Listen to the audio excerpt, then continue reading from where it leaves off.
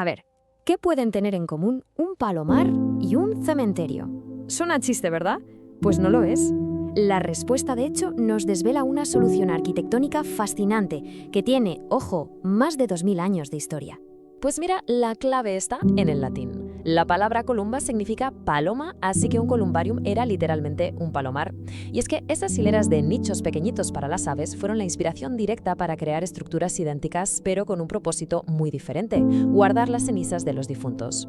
Así que hoy vamos a hacer precisamente eso. Vamos a sumergirnos en la increíble historia del columbario. Un viaje de 2000 milenios que nos va a contar muchísimo sobre cómo hemos gestionado la memoria y la muerte en lugares donde el espacio siempre ha sido un problema. Nuestro viaje empieza, como no podía ser de otra forma, en el Imperio Romano, para ver cómo se les ocurrió esta solución urbana tan ingeniosa. Después, daremos un salto para entender por qué desapareció por completo durante la Edad Media.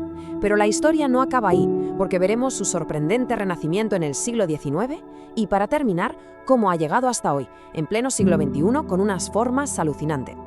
Venga, pues vamos a ello. Empezamos por el principio. Esta idea, un poco loca pero brillante, de un palomar para los muertos.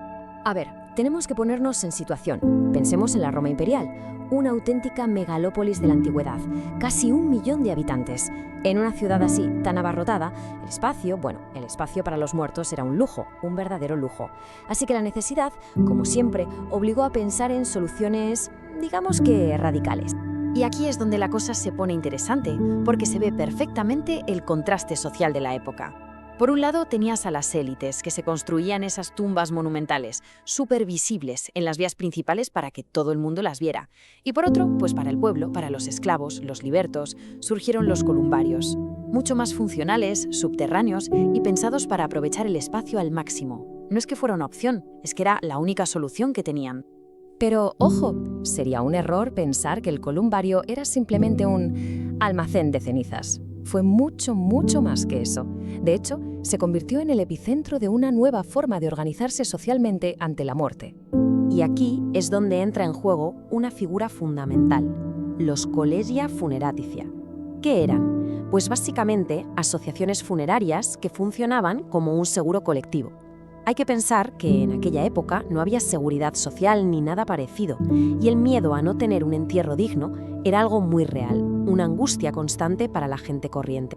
El sistema era, la verdad es que bastante simple, pero súper eficaz.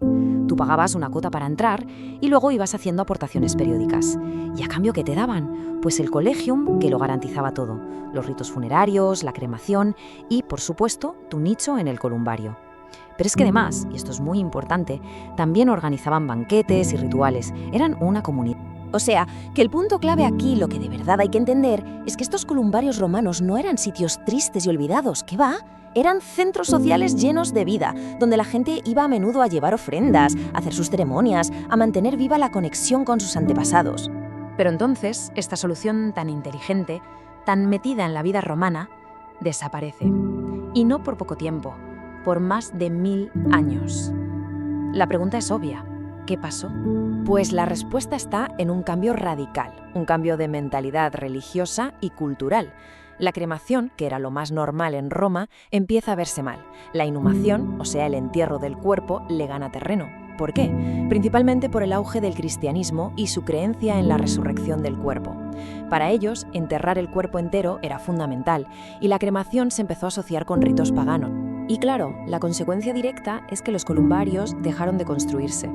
En su lugar aparecieron las catacumbas y, más adelante, los osarios colectivos, lugares donde los huesos se amontonaban de forma anónima. Esa memoria individual, ese nicho con tu nombre que era tan importante en Roma, se perdió por completo. Y ahora damos un salto enorme en el tiempo, porque después de siglos y siglos en el olvido, la historia da un giro de guión totalmente inesperado. El columbario vuelve. Llegamos al siglo XIX, plena revolución industrial. ¿Y qué pasa? Pues que las ciudades crecen a lo bestia, sin control. Los cementerios se quedan pequeños, se saturan y empieza a cundir el pánico por las epidemias que se achacaban a la descomposición de los cuerpos. ¿Nos suena de algo? La historia, en cierto modo, se estaba repitiendo. Y es en este contexto donde la cremación, que llevaba siglos vista como algo pagano, de repente se redefine, vuelve a aparecer, pero esta vez como la solución higiénica, moderna y racional para hacer frente a la crisis sanitaria de las ciudades. Un ejemplo perfecto de esta nueva mentalidad es el columbario de San Francisco. Fue uno de los primeros de esta nueva época, y fíjate qué cambio, no tenía nada que ver con los romanos, no era una cripta subterránea y oscura, para nada. Se diseñó como un edificio neoclásico, impresionante, lleno de luz. La idea era dignificar la cremación, darle un estatus para que la sociedad la aceptara de nuevo. Y con esto llegamos a hoy, al presente, y la evolución del columbario ha llegado a unos extremos que, sinceramente, los romanos no se habrían podido ni imaginar. Se ha adaptado a nuestras propias crisis, la de espacio, por supuesto, pero también a la tecnología y a la ecología. ¿Y cómo es un columbario hoy en día? Pues de formas alucinantes, la verdad. Por ejemplo, en las grandes metrópolis de Asia han tirado para arriba. Hay auténticos rascacielos para urnas. La tecnología, pues también ha llegado. Hay sistemas robotizados que te localizan la urna y te la traen. Y la ecología, pues también ahora se integran en bosques memoriales.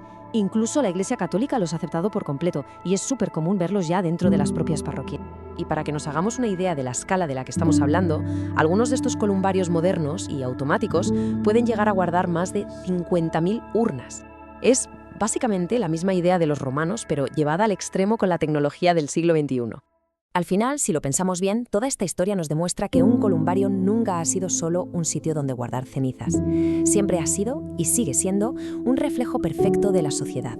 Un espejo de cómo nos organizamos, de nuestras creencias más íntimas y, sobre todo, de cómo lidiamos con un problema eterno, la falta de espacio. Y esto nos lleva a una última reflexión. Si es verdad que cada columbario es un espejo de su tiempo, ¿qué dirán de nosotros los que estamos construyendo ahora? ¿Qué contará de nuestra sociedad un columbario vertical, robotizado o integrado en un bosque? Ahí lo dejo.